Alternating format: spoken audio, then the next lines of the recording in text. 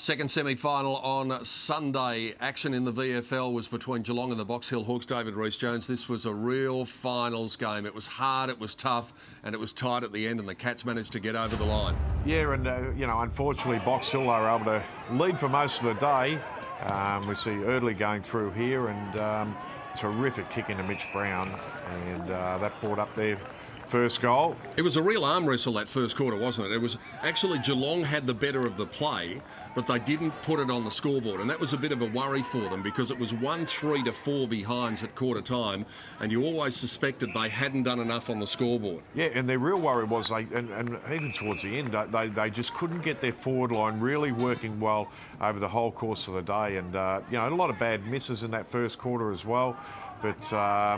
To Box Hill's credit, they started playing better football and able to link up and get some good goals. And, they were able to get a good buffer here for a while. Brad Hill taking the mark there, kicking the first goal of the term. Box Hill actually finished up with 6 goals in the term. And it was left to Shane Kirsten at the other end, who kicked long-range goals throughout the day, early on in the day, taking the mark out here at about 50. It had proven really difficult in the first quarter, as we saw with one of the kicks earlier on, but Kirsten didn't have any problems from where he was. No, look, he is just a thumping kick of a football, and when the ball lands in his hands, well, he's at least going to get the distance, but his accuracy was terrific as well today. They just got their wires crossed a few times in that second quarter of the Geelong defence. We had about 3 flying there. Schneider comes up with the goal, and they really did have the better of the second term, and the Cats defenders looked a bit reactive at times. Well, they looked nervous. I mean, long balls coming in. We see Wojcinski made a mistake with a handball there, and, and to Box Hill's credit, they were able to take full advantage of it. And then in the third quarter, watch the follow-up here from Cam Guthrie. That kick touched off the boot, but he just ran on down into the goal square, kicked the goal. Geelong got the first 3 goals of the third quarter, got it back to level, and they were looking the goods, and then all of a sudden Box Hill came up with a couple of critical goals. Yeah, and it really was against the flow and heading down.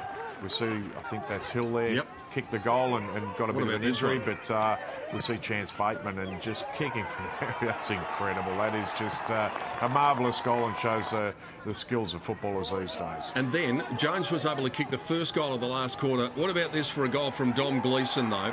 In the scheme of things, that was as good a goal as he's kicked in his career. Yeah, and we just see a mistake there. By Muston. Made by Bo Muston, and that won't go on his highlight tape. But Dom Gleeson, he was a real catalyst in that last quarter, and he was in everything, and a real good contributor. A lot of experience he's got, and they were able to come away winners. Yeah, Eardley kicked the goal at the 26-minute mark. That made them relatively safe, and then Hall and Smith followed up with another one from the boundary line.